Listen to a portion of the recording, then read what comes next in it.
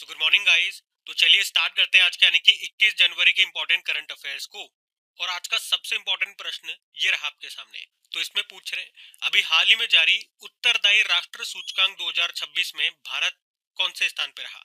तो इसका तो सही उत्तर होगा 16वें स्थान पे। इस प्रश्न को पहले इंपॉर्टेंट मार्क करना।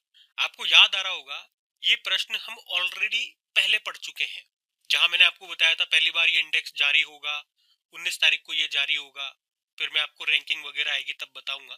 तो ये वही इंडेक्स है। याद आया? चलो एक बार फिर मैं आपको बताता हूँ, अच्छे से समझना है इसको। ये है रेस्पॉन्सिबल नेशन इंडेक्स, जिसे हिंदी में आप बोलेंगे उत्तरदायी राष्ट्र सूचकांक। तो हमने कहा ये एक नया ग्लोबल इंडेक्स है, वैश्विक सूचकांक है। और इस इंडेक्स में देशों को उनकी ताकत या जीडीपी की बजाय जिम्मेदारी के आधार पर रैंकिंग दी गई है। बिल्कुल सिंपल शब्दों में मैं आपको समझा रहा हूँ। जैसे कि कोई देश अपने नागरिकों के कल्याण के लिए कितना काम कर रहा है, जैसे पर्यावरण के संरक्षण के लिए, जलवायु परिवर्तन से निपटने के लिए, अंतरराष्ट्रीय सहयोग, शांति और वैश्विक स्थिरता में उस देश का क्या योगदान है। तो इन्हीं सबका आकलन करके ये रैंकिंग दी गई है। और किसने शुरू किया इस रैंकिंग को देना, मतलब कौन जारी कर रहा है? World intellectual foundation. और अभी पहला संस्करण ही है इसका, अभी 19 जनवरी को ही नई दिल्ली में इसको लॉन्च किया हमारे जो पूर्व प्रेसिडेंट है रामनाथ कोविंद ने। और इस रैंकिंग को जवाहरलाल नेहरू यूनिवर्सिटी, आईआईएम मुंबई और डॉक्टर अंबेडकर इंटरनेशनल सेंटर के सहयोग से तैयार किया गया है। और ये नोट डालना कि ये भारत का पहला वैश्विक स्तर पर आधारित एक सूचकांक है। अब इसमें किसको क्या रैंकिंग दी गई है वो हम देख लेते हैं। मतलब इसमें टॉप पे रखा है सिंगापुर को, दूसरे पे स्विट्जरलैंड को और तीसरे पे डेनमार्क को रखा है। और भारत की रैंक कितनी है? 16वीं रैंक है टोटल 154 देशों में से। भारत का स्कोर क्या दिया गया है? 0.5515। ठीक है, तो ये रैंकिंग मैंने आपको बता दी। टॉप 3 कंट्रीज, भारत की रैंक, भारत का स्कोर मैंने आपको बता दिया। और क्या इंडेक्स है, क्या बताया गया है इसमें, कौन जारी करता है, जो भी काम की बातें हैं, जो भी इंपॉर्टेंट पॉइंट्स हैं एग्जाम रिलेटेड, वो सब मैंने आपको बता दिए। अब रैंकिंग इंडेक्स सूचकांक वाला प्रश्न है। चलो 2025 के सारे इंपॉर्टेंट जो इंडेक्सेस है, जो इंपॉर्टेंट है, मोस्ट इंपॉर्टेंट वाले मैं आपको रिवाइज करा रहा हूँ। जैसे कि भ्रष्टाचार धारणा सूचकांक, करप्शन परसेप्शन इंडेक्स आया था, उसमें भारत 96 पे है, टॉप पे डेनमार्क है। मानव विकास सूचकांक ह्यूमन डेवलपमेंट इंडेक्स में भारत 130 पे है, टॉप पर आइसलैंड है। ग्लोबल जेंडर गैप इंडेक्स में भारत 131 पे है, टॉप पर आइसलैंड है। और अभी जो सस्टेनेबल डेवलपमेंट गोल इंडेक्स आया उसमें भारत 99 पे है, टॉप पर फिनलैंड है। वर्ल्ड कॉम्पिटिटिवनेस रैंकिंग में भारत 41 पे है, टॉप पर स्विट्जरलैंड है। ग्लोबल इनोवेशन इंडेक्स में भारत 38 पे है, टॉप पर स्विट्जरलैंड है। ग्लोबल पीस इंडेक्स में भारत 115वें स्थान पर है, टॉप पर आइसलैंड है। वर्ल्ड हैप्पीनेस इंडेक्स में भारत 118वें स्थान पर है, टॉप पर फिनलैंड है। ग्लोबल हंगर इंडेक्स में भारत की रैंक है 102। और वर्ल्ड प्रेस फ्रीडम इंडेक्स में भारत 151 पे है, टॉप पर नॉर्वे है। ग्लोबल एआई इंडेक्स में भारत तीसरे स्थान पर है, टॉप पर अमेरिका है। एशिया पावर इंडेक्स में भारत तीसरे स्थान पर है, टॉप पर अमेरिका है। ग्लोबल फायर पावर इंडेक्स में भारत चौथे स्थान पर है, टॉप पर अमेरिका है। ग्लोबल टेररिज्म इंडेक्स में भारत 14वें स्थान पर है, टॉप पर बुर्किना फासो है। जलवायु परिवर्तन प्रदर्शन सूचकांक में भारत 23वें स्थान पर रहा, पहले दूसरे तीसरे पे कोई नहीं है, चौथे पे डेनमार्क है। ऊर्जा संक्रमण सूचकांक एनर्जी ट्रांजिशन इंडेक्स में भारत 71 पे है, टॉप पर स्वीडन है। ठीक है, सारे इंपॉर्टेंट इंडेक्सेस है, ध्यान में होने चाहिए सारे आपको। हम अगला प्रश्न देखते हैं। फिर अगले में देखो, अगले में पूछ रहे हैं अभी हाल में किसे पद्म पाणि पुरस्कार से सम्मानित किया गया। तो सही उत्तर होगा इलैया राजा को।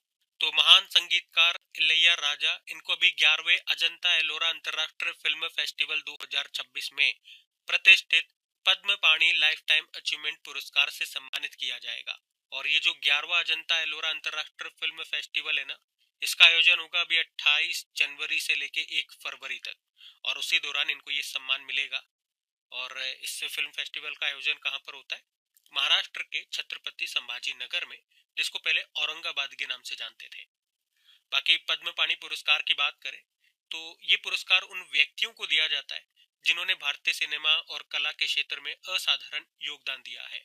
और इस पुरस्कार का जो नाम है वो भी आपको बता दूं, अजंता एलोरा गुफाओं में पाई जाने वाली एक चित्रकारी है, उसी के नाम पर इस पुरस्कार का नाम रखा गया है। इसमें सर्टिफिकेट वगैरह देते हैं और साथ में नगद पुरस्कार 2 लाख रुपए का दिया जाता है।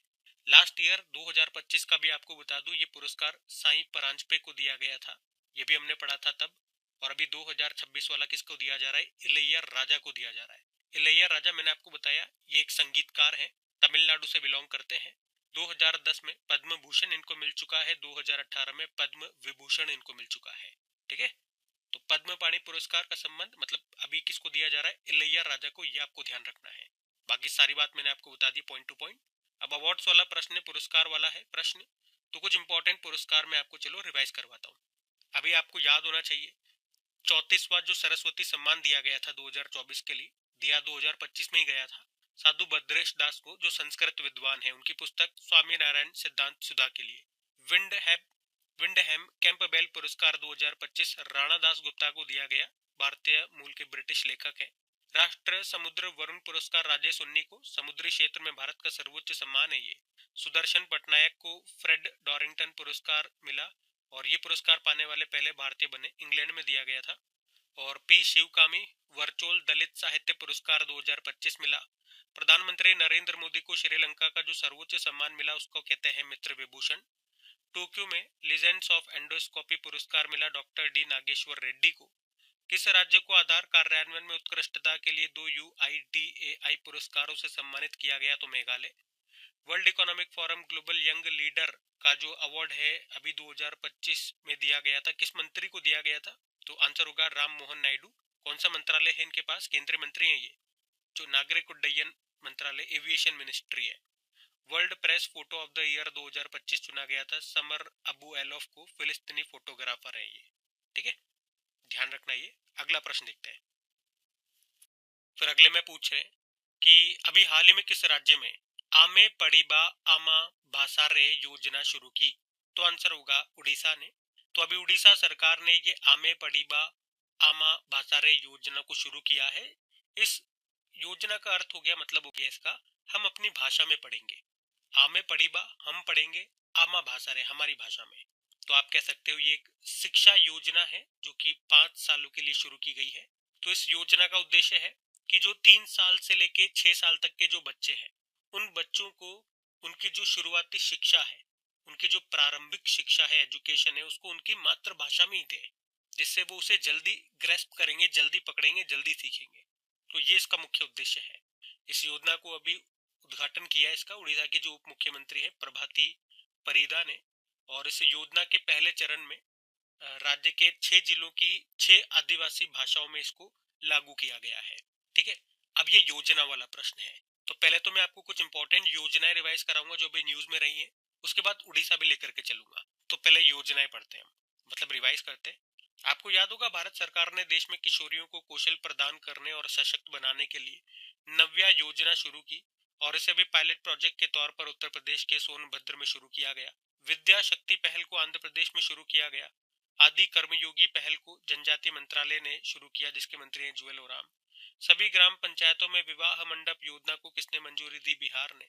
जन सुरक्षा संतुष्टि अभियान गुजरात में शुरू हुआ। राजभवन अन्न धन योजना गोवा में। पंडित दीनदयाल उपाध्याय गरीबी मुक्त ग्राम योजना राजस्थान में। डिजी लक्ष्मी योजना आंध्र प्रदेश, मुख्यमंत्री सेहत योजना पंजाब, और गज मित्र योजना भी असम में शुरू हुई थी। ठीक है, बाकी चलो उड़ीसा भी लेकर के चलते हैं आपको। ये रहा मैप में उड़ीसा।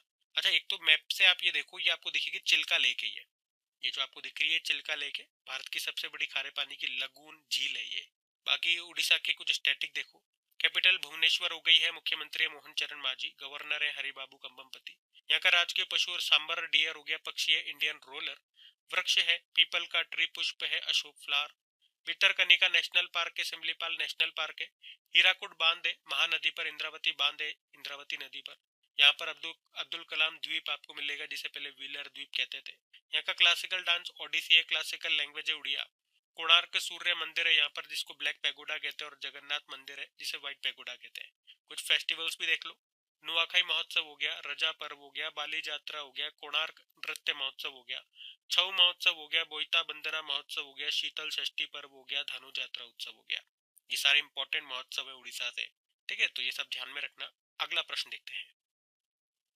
फिर अगले में पूछ रहे हैं, हाल ही में कोकबरोग भाषा दिवस किस राज्य में मनाया जाता है, तो आंसर होगा त्रिपुरा। तो अभी त्रिपुरा में 48वां कोकबरोग भाषा दिवस मनाया गया।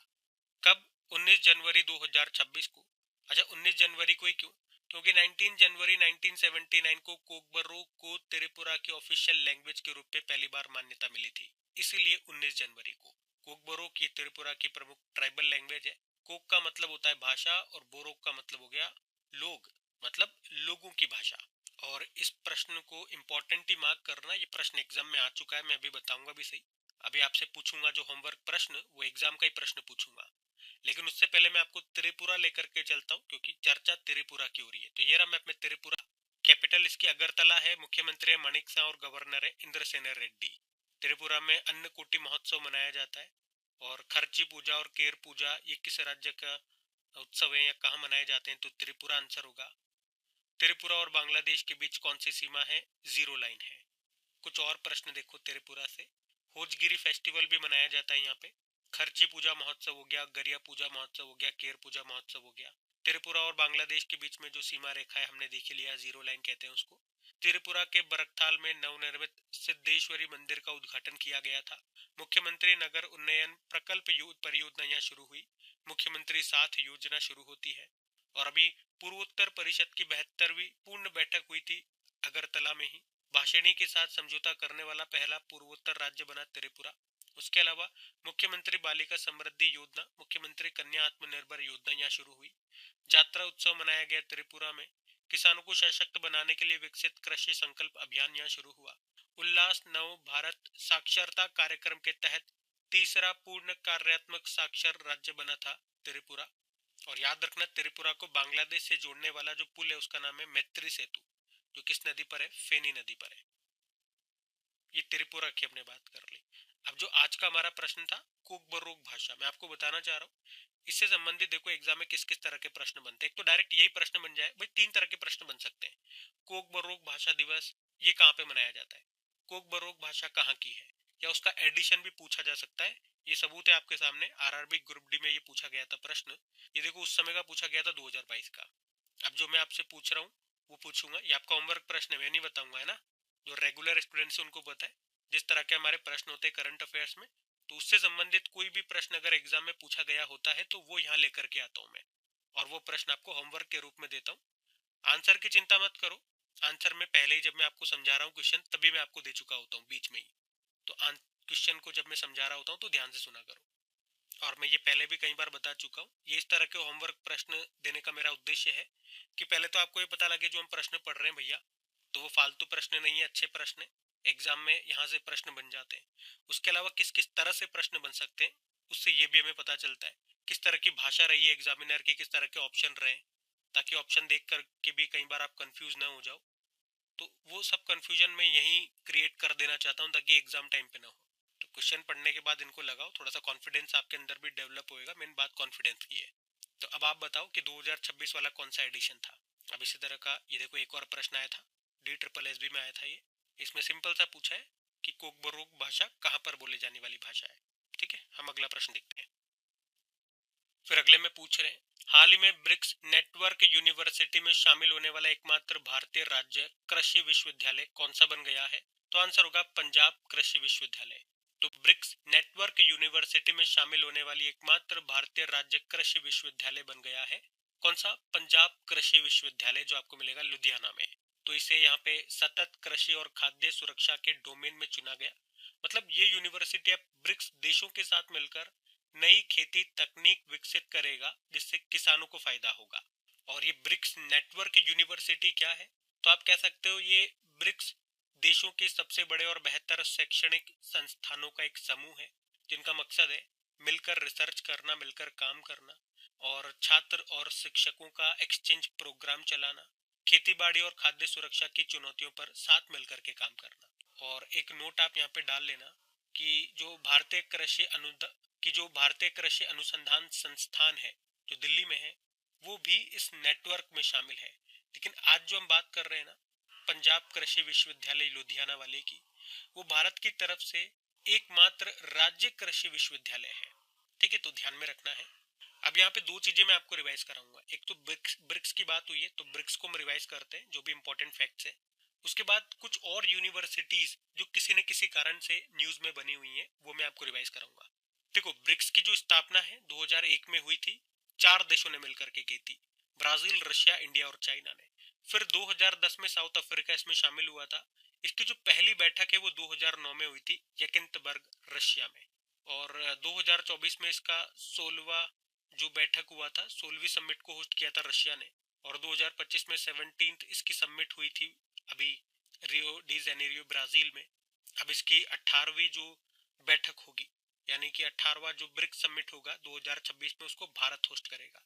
एडिशन जरूर याद रखना, ठीक है, 18th नंबर का एडिशन। इसलिए मैंने लगातार तीनों सालों के आपको बता दिए। कई बार एग्जाम में मैच द फॉलोइंग करके भी आ जाता है कि बताओ 18वीं कहाँ, 17वीं कहाँ, इस तरह से, तो वो भी आप लगा सको। तो लगातार तीनों सालों के मैंने आपको बता दिए। और 2024 में इसमें 5 नए देश शामिल हुए थे। वैसे 6 होने थे, यूएई, ईरान, इजिप्ट, इथोपिया, एक सऊदी अरब और एक अर्जेंटीना। अर्जेंटीना में सरकार बदल गई थी तो इन्होंने तुरंत मना कर दिया था।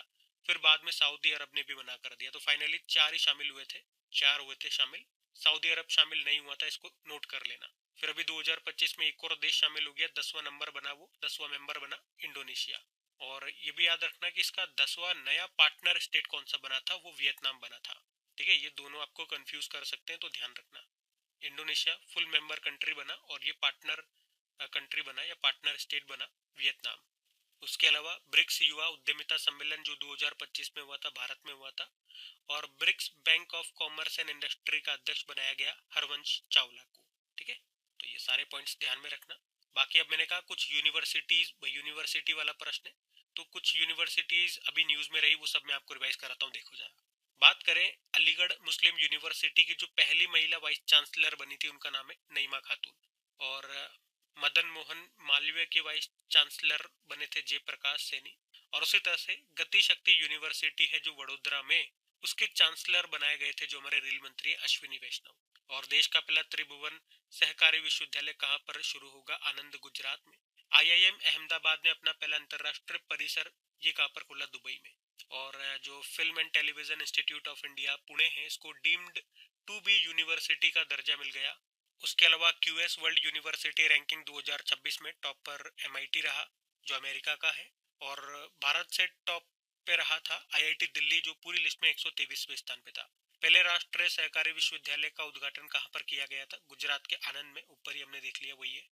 और देश का पहला भारतीय रचनात्मक प्रौद्योगिकी संस्थान क्रिएटिव टेक इंस्टीट्यूट, ये कहाँ पर शुरू हुआ, मुंबई में।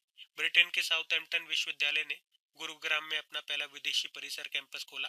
खेलो इंडिया यूनिवर्सिटी गेम्स, भाई यूनिवर्सिटी की बात चल रही है तो यूनिवर्सिटीज से संबंधित सारे प्रश्न आ गए इसमें। तो अभी जो 2025 वाला संस्करण है, 5वां हुआ, राजस्थान में हुआ। अब आपको बताना है कि इसमें टॉप पर कौन रहा। उसके अलावा 32वें जो फीसू वर्ल्ड यूनिवर्सिटी गेम्स हुए थे जर्मनी में, उसमें भारत 20वें स्थान पर रहा था, 12 मेडल के साथ। टॉप पर जापान रहा। NIRF 2025 की ओवरऑल रैंकिंग में IIT मद्रास टॉप पर रहा। और जनजातीय कार्य मंत्रालय ने दुनिया का पहला आदिवासी डिजिटल विश्वविद्यालय लॉन्च किया था, इसका नाम है आदि संस्कृति। अच्छा, ये देखो यही आ गया प्रश्न, मैंने अभी तो पूछा ही था। तो इसमें पहले स्थान पे चंडीगढ़ यूनिवर्सिटी है, ये ध्यान में रखना है। मैस्कोट खम्मा गणित है। उसके अलावा 2-3 प्रश्न और हैं। अभी भारत का पहला योग और आयुर्वेद क्लस्टर सेंटर बना पतंजलि विश्वविद्यालय, जो आपको मिलेगा उत्तराखंड के हरिद्वार में। उसके अलावा भारत की पहली डेडिकेटेड फॉरेस्ट यूनिवर्सिटी, ये बनाई जाएगी उत्तर प्रदेश के गोरखपुर में। ठीक है, तो ये सारी यूनिवर्सिटीज अभी न्यूज में थी, तो मैंने आपको रिवाइज करा दी है, ध्यान में रखना। अगला प्रश्न देखते हैं। फिर अगले में पूछ रहे हैं कि सागर मैत्री भारतीय नौसेना और किस संगठन की एक संयुक्त पहल है, तो आंसर होगा DRDO। तो सागर मैत्री याद रखना कि भारतीय नौसेना और DRDO की एक संयुक्त समुद्री पहल है, जिसका उद्देश्य क्या है, हिंद महासागर क्षेत्र के देशों के साथ वैज्ञानिक सहयोग को बढ़ाना और समुद्री डेटा का संग्रह करना। इसके लिए DRDO का एक विशेष पोत है, मतलब एक स्पेशल जहाज है, INS सागर ध्वनि, वो इस मिशन का संचालन करता है, मतलब उसका इस्तेमाल करते हैं। तो ये जो पोत है सागर ध्वनि, ये अत्याधुनिक उपकरणों से लैस है और इसी की सहायता से हिंद महासागर में समुद्री सर्वेक्षण और वैज्ञानिक मिशन किए जाते हैं इस सागर मैत्री के तहत। और अभी जो हमारा दक्षिणी नौसेना कमान है कोच्चि में, वहां से इस INS सागर ध्वनि को अभी रवाना किया गया। और याद रखना, इसमें ये 1962 से 1965 के अंतरराष्ट्रीय हिंद महासागर अभियान के दौरान INS कृष्णा द्वारा तय किए गए मार्गों का अनुसरण करता है और हिंद महासागर देशों के साथ वैज्ञानिक सहयोग और समुद्र विज्ञान अनुसंधान को मजबूत करता है। ये जो सागर मैत्री है ना, ये आप कह सकते हो भारत की जो सागर इनिशिएटिव है, सागर पहले उसी का एक हिस्सा है। अब सागर की भी बात कर लेते हैं। जो सागर इनिशिएटिव है ये क्या है? पहले तो इसकी फुल फॉर्म याद रखना, एग्जाम में पूछी जा चुकी है। Security and growth for all in the region, क्षेत्र के सभी के लिए सुरक्षा और विकास। ये शुरू हुई थी 2015 में, जिसका उद्देश्य क्या है? हिंद महासागर क्षेत्र में समुद्री सहयोग, सुरक्षा और आर्थिक विकास को बढ़ावा देना। ठीक है, तो ये सागर प्रश्न मैंने यहाँ पे लिखा भी हुआ है, देखो एग्जाम में पूछा गया प्रश्न है। अब जब मैं आपको चीजें समझाता हूँ तो अभी पता लगेगा कितना ध्यान से सुनते हो आप लोग। अभी प्रश्न पूछूंगा मैं आपका यहीं से जो आपका एग्जाम में आया था, लेकिन उससे पहले डीआरडीओ की बात हुई है तो डीआरडीओ के बारे में जानते हैं। डीआरडीओ मतलब defence research and development organisation. स्थापना होती है 1958 में, मुख्यालय नई दिल्ली में है। चेयरमैन है वर्तमान में समीर वी कामत। पहले चेयरमैन कौन थे? दौलत कोठारी। मोटो होता है strength origin is in knowledge बलस्य मूलम विज्ञानम। और डीआरडीओ दिवस जो 1 जनवरी को मनाते हैं, क्योंकि स्थापना 1 जनवरी 1958 को ही होती है। अभी आपको याद होगा भारत में स्वदेशी रूप से विकसित Pinaka long range guided rocket, इसका पहला सफल उड़ान परीक्षण किया गया था। 120 मतलब 120 किलोमीटर इसकी रेंज है। कहाँ से किया था? उड़ीसा के चांदीपुर टेस्ट फायरिंग रेंज से। और डीआरडीओ ने अभी सैनिकों के लिए एक पोर्टेबल जल शुद्धिकरण प्रणाली स्वदेश को भी लॉन्च किया था। मतलब ये खारे पानी को मीठे पानी में बदल देगा। स्वदेश का मतलब ये हो गया सी वाटर डिसैलिनेशन सिस्टम। ठीक है, तो ये 2026 के ही डीआरडीओ के प्रश्न हमने पढ़े हैं, ध्यान में रखना। अच्छा, जो प्रश्न मैं आपसे पूछ रहा हूँ, जो अभी हमने पढ़ा है वहीं से प्रश्न पूछता हूँ आपसे। ये प्रश्न देखो एग्जाम में आया हुआ प्रश्न है, ये यूपीएससी में पूछा गया प्रश्न और 2024 में प्रश्न पूछा था। कौन सा इसमें से कथन सही है? अब आपको ये बताना है। अब आराम से प्रश्न को रीड करो, आप आंसर कर दोगे। अभी पीछे मैंने आपको जो थ्योरी में पढ़ाया, चीजों को समझाया, वहीं से इसका उत्तर निकलेगा और कहीं से उत्तर नहीं निकलेगा। तो ये चेक करता है एक्चुअली में, ये जो प्रश्न देने का हमने फॉर्मेट नया तरीका शुरू किया है, इससे ये भी चेक होगा। ये तो पता लग ही रहा है कि इस तरह के प्रश्न जो हम पढ़ रहे हैं वो एग्जाम में पूछे जा रहे हैं। तो एक तो वो जो स्टूडेंट्स बार बार पूछते हैं कि क्या जो आप पढ़ा रहे हो वो हमारे एग्जाम में आएगा, क्या हमारे एग्जाम में आएगा? अब बार बार क्या बोलूं, आएगा, देख लो, अब तो दिखा भी रहा हूं मैं आपको। ठीक है, तो अब वो पूछना तो बंद हो जाएगा कम से कम। दूसरी चीज, आप लोगों को कॉन्फिडेंस आएगा कि साथ के साथ, एक तो पढ़ा भी रहा हूँ, साथ के साथ भैया ये लो, ये लो, टपक टपक टपक, ढाए ढाए ढाए, ये लो प्रश्न। मतलब इधर पढ़ाया और प्रश्न आपको दे दिया। ये देखो एग्जाम में पूछा गया प्रश्न है, तो उससे आपका कॉन्फिडेंस भी बढ़ेगा कि करो प्रैक्टिस। देखो एग्जामिनर ने किस तरह से प्रश्न पूछा, क्या उसकी लैंग्वेज रही, क्या ऑप्शन दिए, तो इससे आपकी प्रैक्टिस भी होगी। और सबसे बड़ी चीज, अभी जो मैं आपको पढ़ा रहा हूँ, आप ध्यान से पढ़ पा रहे हो नहीं पढ़ पा रहे हो, आप कॉन्सेंट्रेट कर पा रहे हो नहीं कर पा रहे हो, आप रेगुलर हो या नहीं हो, ये सबसे ज्यादा मैटर करेगा। अब इसको लगाओ, फिर देखो कि आप कितना ध्यान से क्लास को अटेंड कर रहे हो। इसी तरह का एक और प्रश्न, ये देखो महाराष्ट्र के एग्जाम में आया था ये। इसमें प्रश्न को ध्यान से पढ़ लेना। इसमें पूछा है इसके बारे में कौन सा सही नहीं है, मतलब 3 सही आंसर है और एक नहीं है, तो आपको उत्तर लगाना है। ठीक है, हम अगला प्रश्न देखते हैं। फिर अगले में पूछ रहे हैं कि भारत के नॉर्थ ईस्ट क्षेत्र से एनसीसी गोल्ड मेडल जीतने वाली पहली अधिकारी कौन बन गई हैं? तो आंसर होगा के एम सुधा। तो लेफ्टिनेंट के एम सुधा भारत के नॉर्थ ईस्ट क्षेत्र से एनसीसी गोल्ड मेडल जीतने वाली पहली अधिकारी ये बन गई हैं। ये उपलब्धि उन्हें ऑफिसर ट्रेनिंग एकेडमी ग्वालियर में आयोजित एनुअल एनसीसी ट्रेनिंग प्रोग्राम में मिली। उन्हें यहाँ पे best firer of the academy का खिताब मिला है। और ये लेफ्टिनेंट के एम सुधा कहाँ से बिलोंग करती हैं? असम से है। अच्छा, एनुअल एनसीसी ट्रेनिंग प्रोग्राम क्या होता है? तो ये प्रोग्राम एनसीसी का एनुअल ट्रेनिंग प्रोग्राम होता है, जिसमें एनसीसी ऑफिसर्स को मिलिट्री ट्रेनिंग, एकेडमी ट्रेनिंग और लीडरशिप स्किल से रिलेटेड ट्रेनिंग दी जाती है। और एनसीसी तो आप बचपन से सुनते आ रहे हो, नेशनल कैडेट कॉर्प। ये भारत का एक यूथ डेवलपमेंट ऑर्गेनाइजेशन है, जो स्कूल कॉलेजेस के जो बच्चे होते हैं, जो छात्र होते हैं, उनको आर्मी, नेवी, एयरफोर्स की बुनियादी ट्रेनिंग दी जाती है, ताकि उनमें डिसिप्लिन, लीडरशिप, पेट्रियोटिज्म यानी कि देशभक्ति और रेस्पॉन्सिबल सिटीजन उनको बनाया जा सके। जिसकी स्थापना होती है एनसीसी की 1948 में, मुख्यालय नई दिल्ली। और डायरेक्टर जनरल कौन है? वीरेंद्र वत्स। अच्छा, अभी 2-3 महिलाएं और न्यूज में थी, मैं आपको वो भी रिवाइज कराता हूँ। एक तो हमने पढ़ा था अभी, पॉलोस मार ग्रेगोरियस अवार्ड दिया गया था। किसे? डॉक्टर टेसी थॉमस को, जो कि मिसाइल वुमेन ऑफ इंडिया कही जाती है। व्हील चेयर पर सवार होकर अंतरिक्ष यात्रा करने वाली पहली व्यक्ति बनी कौन? माइकेला बेथॉन्स, जो जर्मनी से हैं। अभी ब्लू ओरिजिन के न्यू शेफर्ड रॉकेट पर सवार होकर के ये अंतरिक्ष में गई थी। और इंडियन मिलिट्री एकेडमी, जो देहरादून उत्तराखंड में है, उसके 93 साल के इतिहास में पास होने वाली पहली महिला अधिकारी बनी थी सई जादव, महाराष्ट्र से हैं। बांग्लादेश की पहली महिला प्रधानमंत्री खालिदा जिया का निधन हो गया। और ये लेटेस्ट पड़ा था स्वाति शांता कुमार, भारतीय सेना के अधिकारी हैं और अभी इनको संयुक्त राष्ट्र महासचिव पुरस्कार मिला था। ठीक है, तो ये सारी महिलाएं अभी न्यूज में थी, ध्यान में रखना। अगला प्रश्न देखते हैं। फिर अगले में पूछ रहे हैं, अभी हाल ही में पलानी वेलु गट्स के हिंदी संस्करण का विमोचन अभी किसने किया? तो ये एक पुस्तक है, इसका हिंदी में अभी अनुवादित जो संस्करण है उसका विमोचन किया, लॉन्च किया हमारे वाइस प्रेसिडेंट सीपी राधाकृष्णन ने। ठीक है, तो याद रखना सिंपल सा कि हमारे जो वाइस प्रेसिडेंट है सीपी राधाकृष्णन, अभी उन्होंने प्रख्यात surgeon doctor C Palani Velu की आत्मकथा बायोग्राफी है पलानी वेलु गट्स, इसका भी हिंदी संस्करण को लॉन्च किया है। तो पलानी वेलु ये भारत के एक प्रसिद्ध लेप्रोस्कोपिक सर्जन है, तमिलनाडु से बिलोंग करते हैं और उन्हीं की ऑटोबायोग्राफी है ये गट्स। ये जो पलानी वेलु है ये बताते हैं कि शुरुआती दिनों में वो मलेशिया में मजदूर थे, मजदूर के रूप में उन्होंने काम किया और फिर वो अपनी मेहनत से इस मुकाम पर पहुंचे, यानी कि एक फेमस डॉक्टर बने, सर्जन बने। मतलब कितनी कठिनाइयों के बावजूद भी अपनी दृढ़ इच्छा शक्ति और समर्पण से वो एक डॉक्टर बने। तो ये जो आत्मकथा है उनके उद्देश्य, साहस, दृढ़ता और करुणा के बारे में बताती है। अब ये बुक वाला ही तो प्रश्न एक तरह से, तो चलो कुछ बहुत दिन भी हो गए, बुक्स हमने रिवाइज नहीं करी है, इस बारे में बुक्स रिवाइज कर लेते हैं। देखो एक बुक आई थी, the remarkable life of the only Muslim women in the constituent assembly. ये भी ऑटोबायोग्राफी है। किसकी ऑटोबायोग्राफी है भैया? बेगम कुदसिया रसूल की। वे भारत का संविधान का मसौदा तैयार करने वाली संविधान सभा की एकमात्र मुस्लिम महिला सदस्य थी। ये स्टैटिक प्रश्न बन सकता है, ध्यान में रखना। भारत दैट इज इंडिया को लिखा अभिजीत जोग ने। The 11th hour quintet of stories को सलमान रुश्दी ने। Kashmir in the line of fire Ranjan Mahajan. When it all began Rakesh Maria.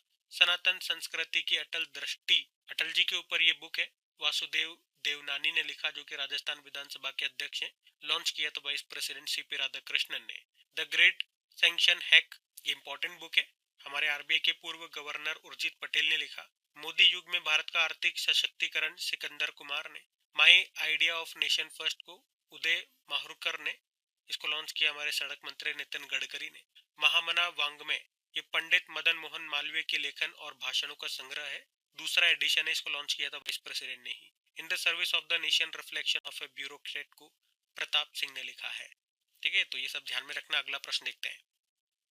फिर अगले में पूछ रहे हैं, हाल ही में जारी एशिया विनिर्माण सूचकांक 2026 में भारत इसमें कौन से स्थान पर है? मतलब आज ही हमने ये दूसरा इंडेक्स वाला प्रश्न पढ़ रहे हैं, तो आंसर इसका हो जाएगा 6ठे स्थान पर। और बात कर रहे हैं एशिया मैन्युफैक्चरिंग इंडेक्स की। ये इंडेक्स एशिया के उभरते देशों में विनिर्माण क्षेत्र यानी कि मैन्युफैक्चरिंग सेक्टर्स की स्थिति, ताकत और कमजोरियों का आकलन करता है। मतलब ये इंडेक्स बताता है कि किसी एशियाई देश में विनिर्माण उद्योग कितना मजबूत है, उसकी उत्पादन क्षमता कितनी और वो कितना कुशल है। तो इस आधार पर ये रैंकिंग की जाती है। तो आप कह सकते हो भारत 11 एशियाई देशों में 6वें स्थान पर है। पहले पे चाइना, फिर Malaysia, Vietnam, Singapore, south Korea, ये हमसे ऊपर है।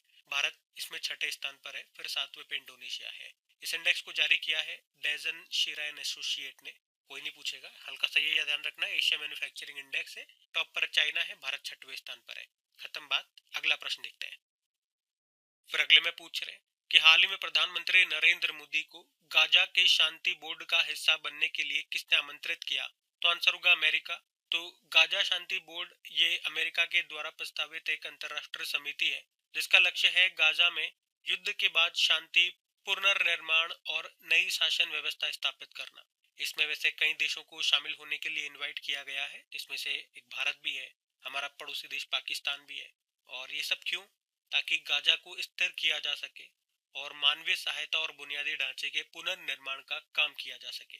अच्छा, गाजा कहाँ पर है? तो मैप में आप देखो तो ये इजराइल है और फिलिस्तीन के ये दो हिस्से कहे जाते हैं। एक तो ये वेस्ट बैंक हो गया और ये गाजा स्ट्रिप हो गया। तो गाजा स्ट्रिप आप अगर इसी को देखोगे तो कह सकते हो ये भूमध्य सागर, पास में भूमध्य सागर है, इसी के तट पर स्थित एक छोटा पर घनी आबादी वाला एक फिलिस्तीनी क्षेत्र है। और यहाँ पर एक जो इस्लामिक ग्रुप है हमास, उसका शासन है या उसका प्रभाव है। और आप तो कई बार सुनते ही होंगे इजराइल और हमास के बीच में लड़ाई होती रहती है, जिसका खामियाजा यहाँ के लोगों को भुगतना पड़ता है।